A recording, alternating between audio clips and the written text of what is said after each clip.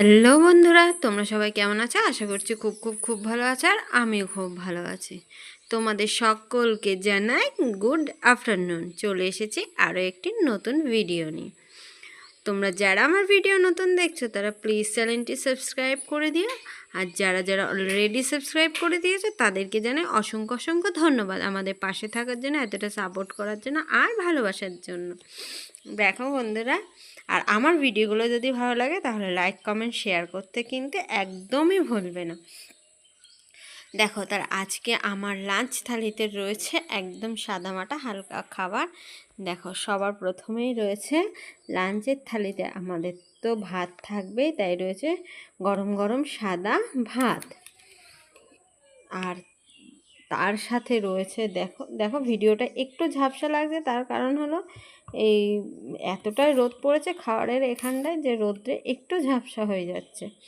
আর তার সাথে রয়েছে দেখো এখানে, এটা হলো সজনে শাক ভাজা, স্রেফ কাঁচা লঙ্কা দিয়ে সজনে শাক ভাজা। তোমরা কে কে এটা খাও সেটা অবশ্যই কমেন্ট করে জানিও।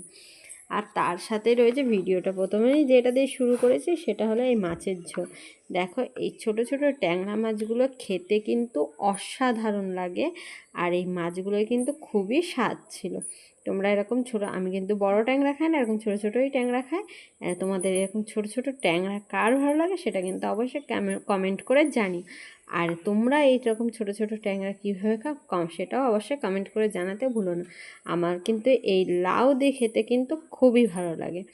দেখো, এরকম ছোটো ছোটো ট্যাংরা দিয়ে লাউ দিয়ে একদম হালকা করে জিরে আর কাঁচা লঙ্কা ফোড়ন দিয়ে ঝোল করেছি, খেতে কিন্তু দুর্দান্ত হয়েছিল। তোমরা যারা যারা এইভাবে না খেয়েছো তারা একবার এইভাবে খেয়ে দেখবে। যাদের হালকা খাওয়ার কথা তারা এইভাবে মাছটা একটু ভেজে তোমরা এইভাবে হালকা করে, দেখেছো একদমই তেল নেই কিন্তু, এইভাবে হালকা করে রান্না করে খেয়ে দেখবে, খেতে কিন্তু খুবই ভালো লাগে।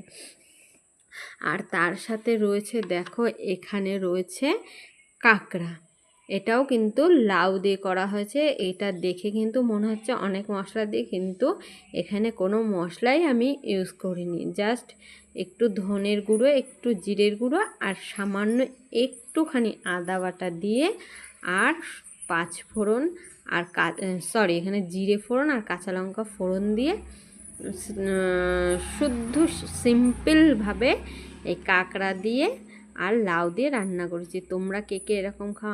আমরা কষাও খাই, আবার এইভাবেও খাই, খেতে কিন্তু দুটো খেতেই কিন্তু অসাধারণ লাগে। তোমরা কে কীভাবে কাঁকড়াটা রান্না করে খাও সেটা কিন্তু কমেন্টে জানাতে ভুলো না। আর তোমরা লাউ দিয়ে এইভাবে কে খাও আর কার কার ভালো লাগে সেটাও অবশ্যই কমেন্ট করে জানিও। আমার কিন্তু মশলার থেকে এইভাবে লাউ দিয়ে খেতে বেশি ভালো লাগে। চলো, আজকে আমার লাঞ্চ থালিতে একদম সিম্পল হালকা সাদামাটা খাবার ছিল।